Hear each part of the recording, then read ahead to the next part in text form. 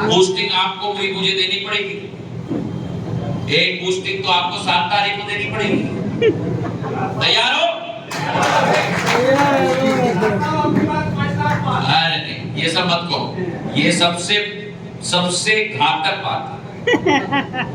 Target बनना चाहिए तो पोलिंग का टारगेट बनना चाहिए, ना मंडल का टारगेट, ना विधानसभा का टारगेट, ना लोकसभा का टारगेट। साहब आपकी बजा तो आपकी साख है। मैं ये कह रहा था, मैं क्या कह रहा था मैं भूल गया। मैं उस व्यक्ति जैसे रोशन जी, अगर बनी, रोशन जी जरा उठ जाएंगे, अगर रोशन जी बने आज इस कार्यक्रम में, मैं रोशन जी को अधिकृत कर रहा हूं। जो भी प्रतिनिधि बनेगा, इनका हक नहीं, इनका दायित्व बनेगा मुझे परेशान, मेरे पीछे पड़ने का। जब तक हम किसी के पीछे नहीं पड़ते तो संकोच बिल्कुल नहीं। अगर मैंने कह दिया कि मैं आपका परिवार का सदस्य हूं, आपका हक बनता है, मेरे आपका हक बनता है। और जो इस समाज की, शहर की मांग या जरूरत होगी, उसे पूरा करने का धर्म मेरा बनता है।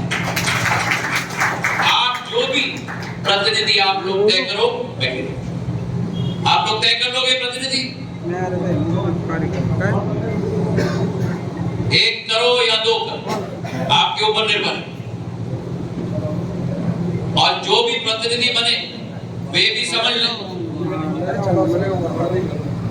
कि मंचासीन और हम उनको कटघरे में खड़े करेंगे अगर उन्होंने आपको या मुझे परेशान नहीं किया। तो आप और हम उस प्रतिनिधि का भी हम लोग समीक्षा करेंगे साथ में मिलकर। सहमत हो आप लोग?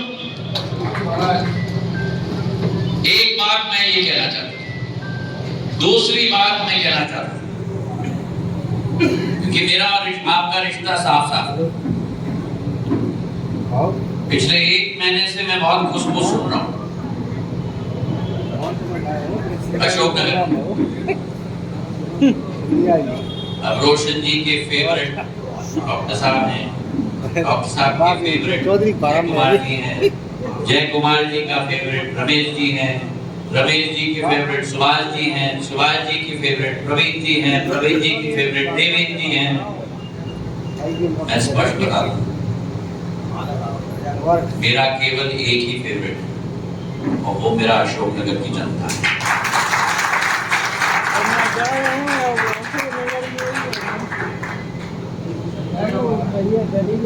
साफ साफ मैं बता रहा हूं,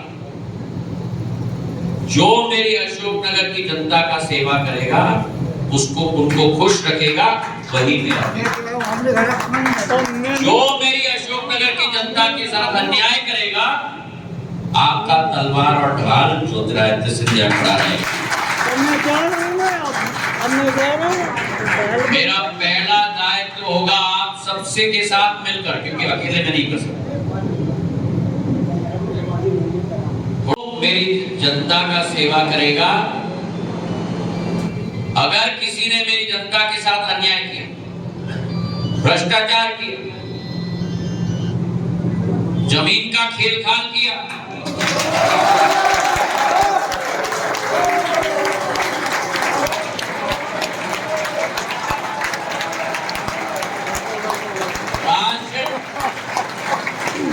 राशन के दुकान पे कंट्रोल किया, मैं भारत माता का सैनिक हूं, मोदी जी का सैनिक हूं, न खाऊंगा न खाने दूंगा,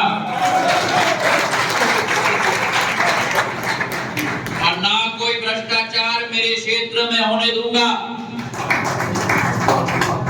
मेरे 17 साल में आपने देखा है, वो मेरी परिवार की लक्ष्मण रेखा है, भाग्य महाराज का लक्ष्मण रेखा है, माधव महाराज का लक्ष्मण रेखा है, मेरी आजी अम्मा की लक्ष्मण रेखा है, मेरे पूज्य पिताजी का लक्ष्मण रेखा है और ज्योतिरादित्य सिंधिया का लक्ष्मण रेखा है। अगर किसी ने ये जुर्रत की तो आपके साथ कंधे से कंधे मिलाकर नहीं, आपकी लड़ाई मैं लड़ूंगा, ये विश्वास रखो। ना गुना में, ना शिवपुरी में, ना अशोकनगर में, ना ग्वालियर में, ना भिंड में, ना मुरैना में, ना दतिया में, ना श्योपुर में कोई भी अन्याय या कोई भी गलत काम मेरे क्षेत्र की जनता से मैं बर्दाश्त करने के लिए तैयार हूं। आप में से एक किसी को आप अधिकृत करें, नोट करके रखें और चुनाव के बाद एक बड़े कमरे में हम लोग सब बैठ एक पूरा ब्लूप्रिंट और खाका हम लोग बनाएंगे हमारे अशोकनगर के लिए, ये विश्वास मैं आपको दिलाता हूं। दो और बातें मैं कहना चाहता हूं। पहली बात, जो मैंने यहां मुझे जो बात का एहसास हुआ